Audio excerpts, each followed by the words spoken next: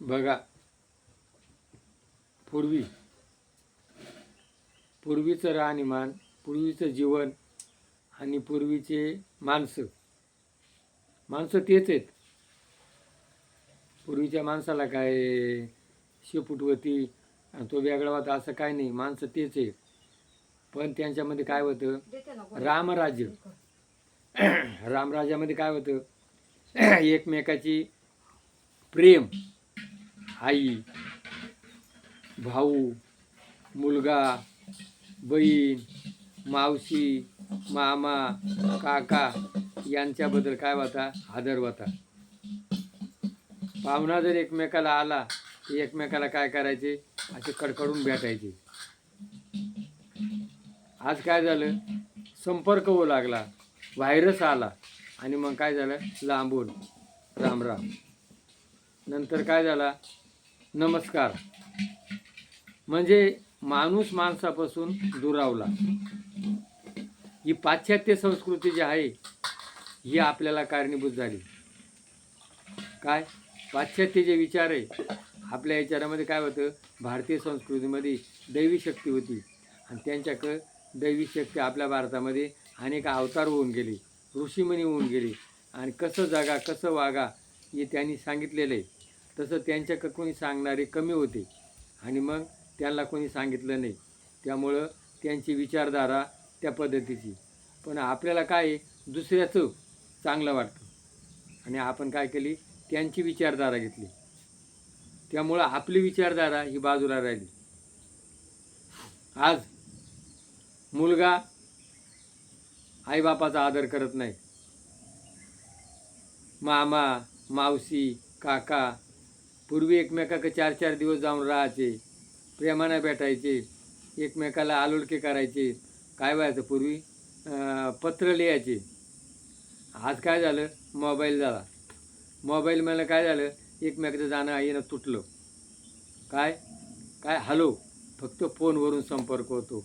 म्हणजे त्यांचा आत्मीयता, ही आत्मीयता दुरावली. माणूस आत्मीयता दुरावला, फक्त काय झाला, स्वार्थी झाला. पूर्वीचा माणूस, रामानं काय केलं, अयोध्येचं राज्य होतं, एक क्षणात सोडून दिलं. आणि आज काय करतो, या स्वार्थाकरता माणूस काही तयार करतो. भरत म्हण मला नको, राम म्हण मला नको. रामानं काय केलं, वालीला मारलं, ते राज्य कोणाला दिलं, सुग्रीवाला दिलं. यांनी रामानं रावणाला मारलं, ते राज्य कोणाला, विभीषणला दिलं. आणि आज माझं आहे ते माझं आणि दुसऱ्याचं आहे ते माझं, हे का आलं, याच्यामध्ये कोण झाला, महाभारत. धृतराष्ट्र, माझं आहे ते माझं, दुसऱ्याचं आहे माझं, हे म्हणणारा कोण, धृतराष्ट्र. काय, आणि ह्या धृतराष्ट्र कसा होता, आंधळा होता, पण त्याचं काय होतं, पुत्रप्रेम. आज काय झालं, मुलगा बाप मुलावर प्रेम करतो, पण अति लाड केल्यामुळं तो मुलगा आईबापाला विसरतो. का, त्याला त्याची जाण नाही. अति प्रेम केल्यामुळं हे नातं तुटले गेले. म्हणून आपल्या भारतीय संस्कृतीमध्ये एवढं विज्ञान असून सुख कोणापाशी आहे का, कोणापाशी सुख नाही. सारखे धावतात, काय पाहिजे, सुख पाहिजे. आणि मग तुकाराम महाराज काय म्हणले, देवापाशी नाही सुखाचे गतोडे, आणून देईल आपल्या हाती.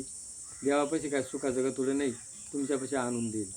काय, म्हणून सुखा लागे जरी करशी तळमळ, तरी तू पंढरीची जाय काही वेळ. मग तू अवघाची सुखरूप वशी, जन्म मरणाचे दुःख विसरची. मग तुला सुख पाहिजे ना, कुठं जाय, पंढरीला. मग पंढरीला काय, पंढरीच्या लोकांना अभिमान, पाया परिजन एकमेका. पंढरीच्या वेळेला कोणी कोणाच्या पाया पडतं, धक्का लागला माऊली माऊली. पुंडलिक काय करतो, आईवडिलांची सेवा करतो. आणि तुम्ही काय करायला पाहिजे, घरी येऊन आईवडिलांची सेवा करायला पाहिजे. आणि ही जाण देण्याकरता आपली संस्कृती आहे, आपले तीर्थक्षेत्र आहे, आपली भारतीय संस्कृती. म्हणून आपल्या भारतीय संस्कृती जपा, तर तुम्हाला सुख मिळेल. एरवी तुम्हाला सुख मिळणार नाही, व्यर्थ जीवन जाईल. बघा, हे पटलं असेल तर क्लिक करा, जय भैरवनाथ.